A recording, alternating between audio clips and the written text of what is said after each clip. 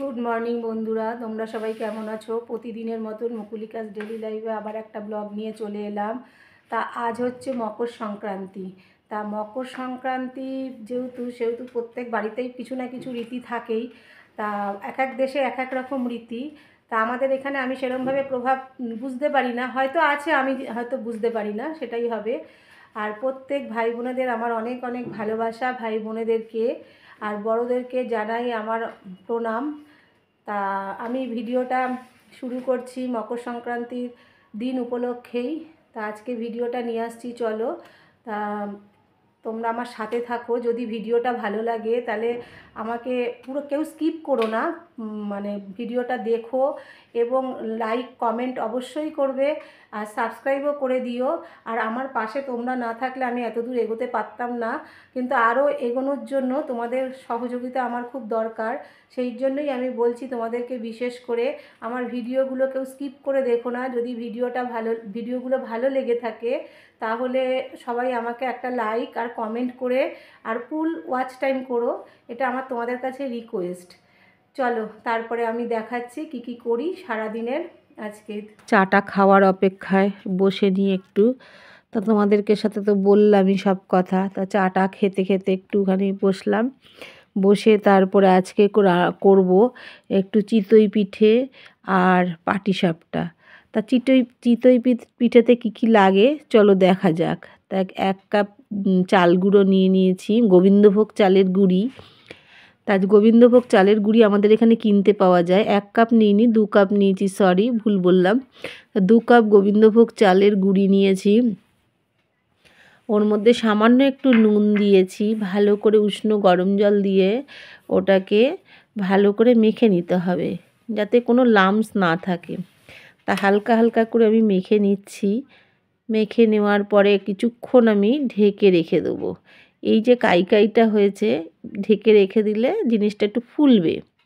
আর গোবিন্দভোগ চালের মানে চিতই পিঠা করলে না এত টেস্ট হয়, আর বাড়ি ঘর শুদ্ধ গন্ধ হয়ে যায় গোবিন্দভোগ চালের, খুব টেস্টি হয় খেতে।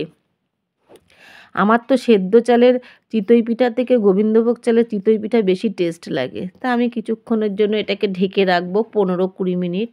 তারপরে ঢাকাটা খুলে ওদিকে একটা প্যান বসিয়ে দিয়েছি, ফ্রাই প্যান। তা এটার মধ্যেই আমি চিতই পিঠা করি। তা এবার এদিকে আমি একটুখানি বেকিং সোডা দেবো। ঢাকনাটা খুলে নেওয়ার পরে বেকিং সোডা দিয়ে আমি আস্তে আস্তে ব্যাটারটাকে ভালো করে নাড়বো। নাড়ার পর ব্যাটারটা অনেকটা দেখো থিক হয়ে গেছে, মানে ফুলে গেছে চাল গুঁড়োগুলো। তা ফুলে যাওয়ার পরে আমি ওখানে আরেকটু উষ্ণ গরম জল মেশাবো যাতে একটুখানি পাতলা হয়, আর পাতলা হলে জিনিসটা খেতেও সফট লাগে। তা আমি এখানে 1 চামচ বেকিং পাউডার দিয়ে দিলাম। দিয়ে দেওয়ার পর আমি কেকে যেই বেকিং পাউডার ইউজ করি ওটাই দিয়েছি, নতুন করে আলাদা করে আর কিছু কিনে আনিনি। তা একই তো ব্যাপার, বেকিং পাউডার। তা এটাকে ভালো করে, আর দেখো বেকিং পাউডারটা দেওয়ার পরে কীরকম ফুলে গেছে দেখো। তা এটাকে ভালো করে ফেটাচ্ছি। ফেটিয়ে নেওয়ার পরে আমি এখানে ইউজ করেছি আর একটু জল, কেন এত ঘন ঘন তো আমার চিতই পিঠা হয় না, একটু পাতলা পাতলা হলে জিনিসটা ভালো হয় আর বেশ খুব জালি জালি হয়, খেতেও টেস্টি লাগে, সফটও হয়। তা আজকে আমি দুধ চিতই করব না, কেন দুধ চিতই করলে আমার ঘরে খাওয়ার কেউ নেই। কেন দুধের পিঠাটা আমরা একটু অ্যাভয়েডই করি, আমার বেশি শুকনোটাই ভালো লাগে। জানি না আমার মতন কার কার তোমাদের ভালো লাগে। দেখো ব্যাটারটা আমি পাতলা করে গুলিয়ে নিয়েছি। তারপরে আমার এদিকে ব্যাটারটা রেডি করে ফেলেছি। তা ওদিকে ফ্রাই প্যানটা আমি বসিয়েছিলাম, সেই বসানোর পরে আমি ওটার মধ্যে একটু তেল মাখিয়ে নিয়েছিলাম। একবারই মাখাতে লাগে, এটা বারবার লাগে না। আর এটার মধ্যে তেল ছাড়াই পিঠেগুলো উঠে যায় চচ্চর করে, খুব সুন্দর হয় ওটার মধ্যে। তা জানো বন্ধুরা, আমার এখানে দেখো পুরো যে হাতার পেছনটা যে লেগে আছে, এই গোলাটাই একদম পারফেক্ট গোলা। চলো কিভাবে এবার তৈরি করছি তোমাদের সামনে দেখাই। এবার তোমরাও জানো কিভাবে তৈরি করতে হয়, আমার নতুন করে বলার কিছু নেই। তা যাই হোক, তবু যখন রেডি করেছি করতে তো হবেই। তা এইদিকে আমি ভাবছি প্যানটা এই পাশে নিয়ে এসে বসিয়ে দেবো। তা বসিয়ে দিয়েছি। তা দেওয়ার পরে একটু ব্রাশ দিয়ে তেল মাখিয়ে নিলাম। প্রথমটাই একটু তেল মাখাতে লাগে, তারপরে আর লাগে না। আর একসাথে না 12টা আছে তো, ছোট ছোট হয়, খেতেও টেস্টি লাগে আর মুখে দিতেও সুবিধা ছোট ছোটোগুলো। তা আমি একসাথে 12টা করে 3বার 4বারে তাড়াতাড়ি হয়ে যায়। কিন্তু আঁচটা ঠিকঠাক লাগবে বন্ধুরা, আঁচটা যদি ভালো না হয় পিঠে কিন্তু উঠবে না। তাই আমি প্রত্যেকটা বাটিতে, এখানে 12টা বাটি আছে, 12টা বাটিতে বসিয়ে দিয়েছি।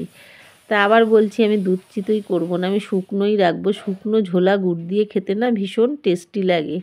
তাই এদিকে আমি প্রত্যেকটা বাটিতে অল্প অল্প করে দিয়ে বসিয়ে দিচ্ছি, তারপর ঢেকে দেবো। অল্প দেওয়ার কারণ হচ্ছে এটা কিন্তু ফুলে উঠবে, তো ফুলে উঠলে আর একটু ফুলে উঠলে পুরো ওপর হয়ে যাবে, ওই জন্য একটু কম কম করে দিচ্ছি যাতে ফুলে ওঠার পরে জিনিসটা ঠিক হয়ে যায়। তা দেওয়ার পরে আমি এটাকে ঢাকনা দিয়ে দেবো, মানে দেওয়া শেষ হয়ে এসছে দেখো। তা এদিকে আমি এটাকে, এটার একটা ঢাকনা আছে, এই ঢাকনাটা আমি 5 মিনিটের জন্য আঁচে বসিয়ে দেবো। বসিয়ে দেওয়ার পরে আমি এদিকে অন্য কাজগুলো একটু সেরে নিচ্ছি। তা এটা হতে থাকুক, হতে হতে আমি ওদিকে ভাত বসিয়ে দিয়েছি।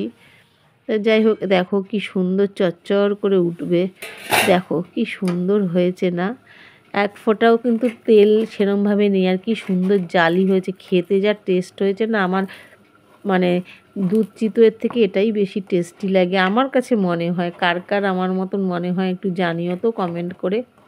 আর সবাইকে দেখি বড় বড় পিঠে করতে, আমার খুব ইচ্ছে করে বড় বড় করে পিঠে করতে, কিন্তু না আমি ভয় পাই বড় বড় যদি কড়াইতে না ওঠে, আর আমার বড়তে কিছু করার মতন জায়গা নেই, তাই জন্য আমি এটাকেই বেছে নিয়েছি।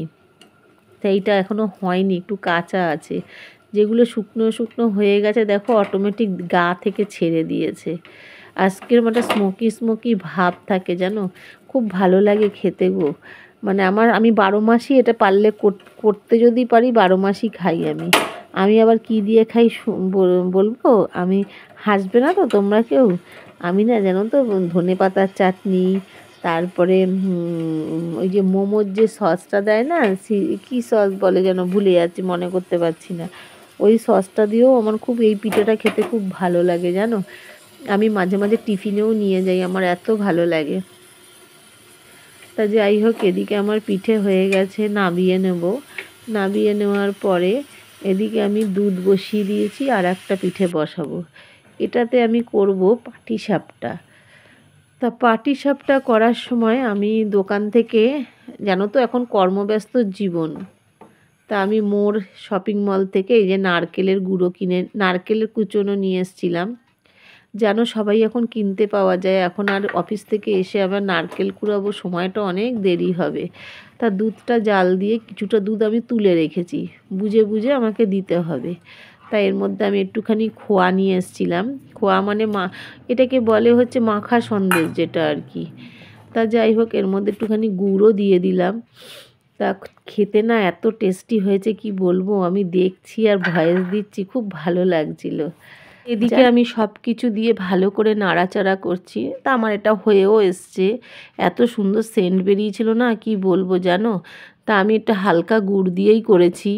তা এবার দেখো আমার হয়ে গেছে, আমি নামিয়ে নেব।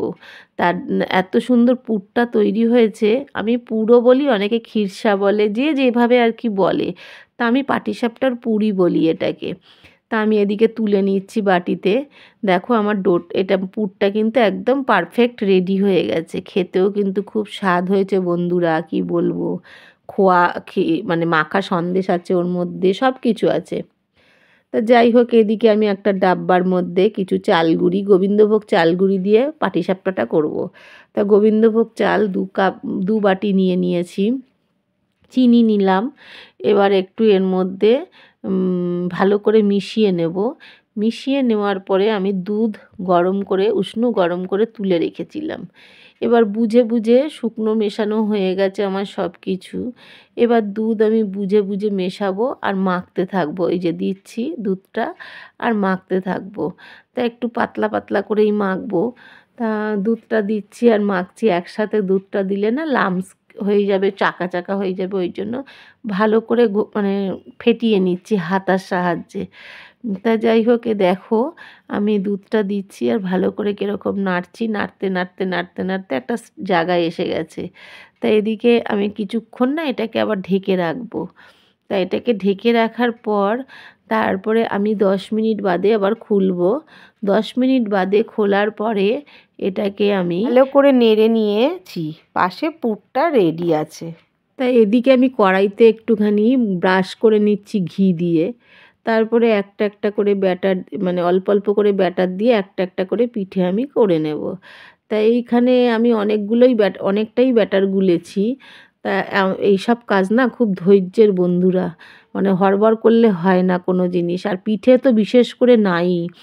তা যাই হোক, আমি একটা একটা করে করছিলাম, খিরসাটা দিচ্ছিলাম। খিরসা বলে, কেউ পুর বলে, আমরা বাঙাল, আমরা পুরি বলি, খিরসা বলি না। জানি না, যে যে দেশের ভাষা সেই প্রয়োগ করে। এদিকে আমার একটা পাটিসাপটা হয়ে গেল। আর ননস্টিকে জানো, তেল ছাড়াই কি সুন্দর পিঠে উঠে যায় জানো। আমার তো খুব ভালো লাগে ননস্টিকের। কড়াইটা বার করেছি, তাওয়াটা খুঁজে পাইনি, হাতের সামনে ছিল না, যেটা সত্যি কথা। আমি কড়াইটা হাতের সামনে পেয়েছি, ওটাই বার করে নিয়েছি। তা এদিকে চলো, আমার পিঠে একটা একটা করে তুলছি, রেডিও হচ্ছে। তা আমি এদিকে একটা দুটো এই করে করে ধৈর্য ধরে ধরে করছি। আর অফিস থেকে এসে না, বিশ্বাস করো, শরীরও দেয় না, কিন্তু করতেও ভালো লাগে আমার। সবচেয়ে করার থেকে খাই না বেশি, কিন্তু সবাইকে করে খাওয়াতে খুব ভালো লাগে, তাই জন্যই একটু আয়োজন করলাম। তাই এদিকে আমার পাটিসাপটা তুলে রাখছি একটা একটা করে প্লেটে, দেখলে। তাই এদিকে আবার বসিয়েছি। তা এই করে করে অনেকগুলো হয়েছিল গো, অনেকটা গুলে ফেলেছিলাম, ভাবছিলাম কখন শেষ হবে, আর ধৈর্য কুলাচ্ছিল না। তাই এদিকে আমি ফাইনালি নিয়ে চলে আসলাম পাটিসাপটা আর চিতই পিঠা গুড় দিয়ে। দেখো বন্ধুরা কেমন হয়েছে, তোমরা কিন্তু অবশ্যই বলবে। তা যাই হোক, খেতে কিন্তু খুব টেস্ট হয়েছিল, বিশ্বাস করো, আমি ভাষায় বোঝাতে পারবো না। থেকে আর পারছি না, সকালবেলা তোমাদের সাথে ইন্ট্রোটা দিলাম, তারপরে আজকে মকর সংক্রান্তি, অফিস থেকে এসে আবার শুরু করলাম। তাই দেখো, এই চিতই পিঠা, আমি দুধ চিতই পিঠা করি না, তার কারণ হচ্ছে গ্যাস অম্বল হয় বলে করি না। আমি শুকনোটাই ভালো লাগে। ছোট ডাব্বায় ওই দেখেছো, ওই সেটটাতে করেছি, কি সুন্দর দেখো, খেতেও কিন্তু খুব টেস্ট হয়েছে, বুঝেছো, হেভি টেস্ট হয়েছে।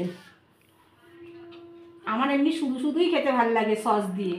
আর এটা আমি খাবো না এখন, এই মুহূর্তে খেলে পেটটা ভরে যাবে, ওই জন্য আমি এটা কোয়েলকে খাওয়াতে চাই। কোয়েল আমার সঙ্গে আছে, একটা একটু জাস্ট ভেঙে দেখাচ্ছি তোমাদের সামনে। কোয়েল চলায়, কোয়েল চলায়, ব্যাকে নে। দেখো পাটিসাপটাটা ছিললাম, আমি খাবো না, পেটটা ভর্তি আমার। কোয়েলকে দিলাম, কোয়েল খেয়ে বলুক কেমন হয়েছে। যদি ভিডিওটা ভালো লাগে, আবার বলছি তোমাদের, ভালো করে তোমরা সাবস্ক্রাইব করে দিও। সাবস্ক্রাইব আমার থেকে এখন আমার ওয়াচ টাইমের খুব দরকার, তাই ওই জন্য ওই চিতই পিঠাটা খা তা আমাকে যদি তোমরা পাশে রেখে সহযোগিতা করো তাহলে খুব ভালো হয়। আমাকে একটু সময় দাও তোমরা। আর ভিডিওটা প্লিজ কেউ স্কিপ করো না, অনেক কষ্ট করে অফিস থেকে এসে বানিয়েছি। যদি ভালো লাগে, লাইক, কমেন্ট, শেয়ার এবং সাবস্ক্রাইব করে দিও। Thank you for watching, tata.